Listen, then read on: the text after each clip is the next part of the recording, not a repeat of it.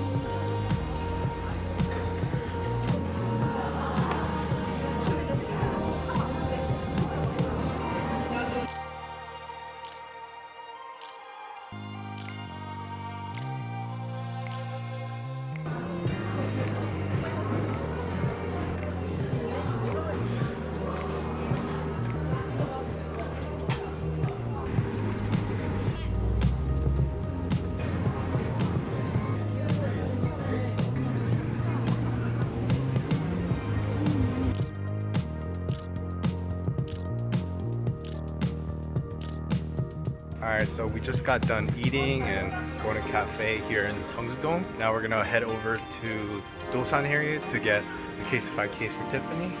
If they have it. Yeah, and then we're just gonna hang out there and walk around.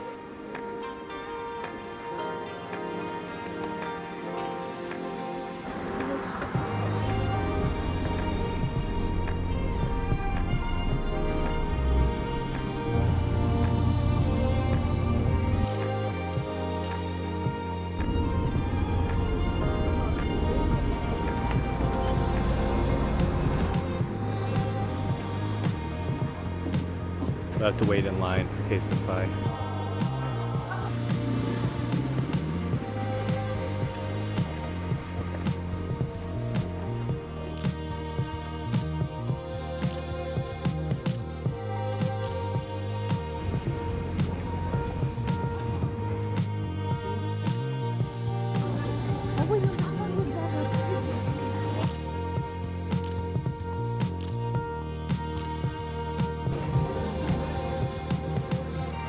Alright, so we just finished dinner and we're on our way home.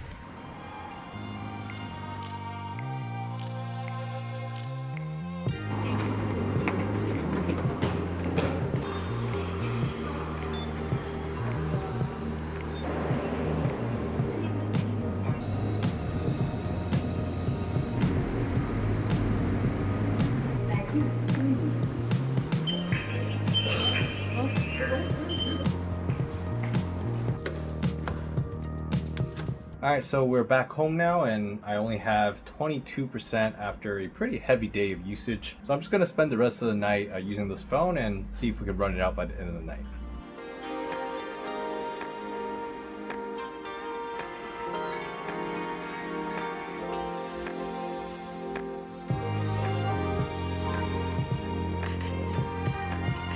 Okay, so it's 9:30 p.m. and we only have 5% remaining, so it's basically gone through the whole battery and it has lasted the full day. So now we're going to charge it up and see how long it lasts to charge this from 5% to 100. By the way, we will be using a 100 watt power adapter. Apple never said the exact wattage of the peak charging speed of the iPhone 17 Pro, so we're going to find out using this power meter.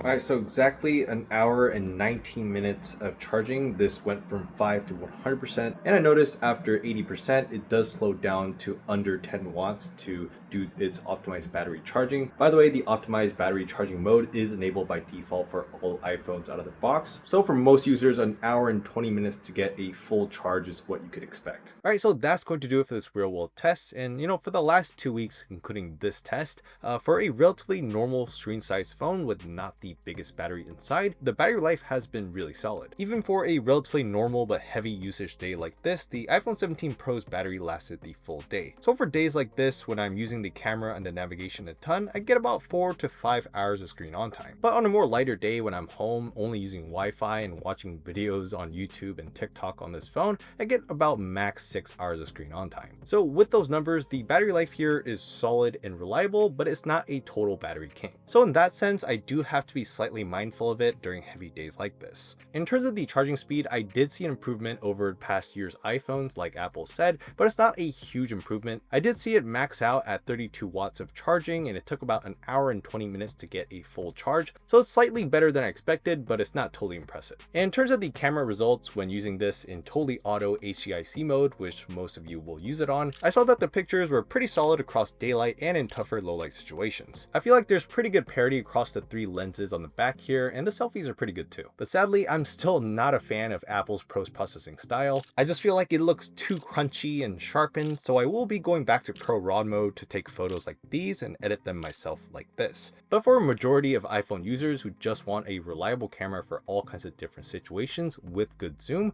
this is a really solid option. Now, if you're curious about the video recording quality on the iPhone 17 Pro, make sure to go check out my Japan vlog. I shot the whole thing using this phone. If you watch that, you'll get a pretty good sense of how the video recording fares for all kinds of different environments. Now, of course, if you want more iPhone 17 Pro videos like this, make sure to subscribe to the channel. Thank you so much for watching, and I'll see you guys on the next video.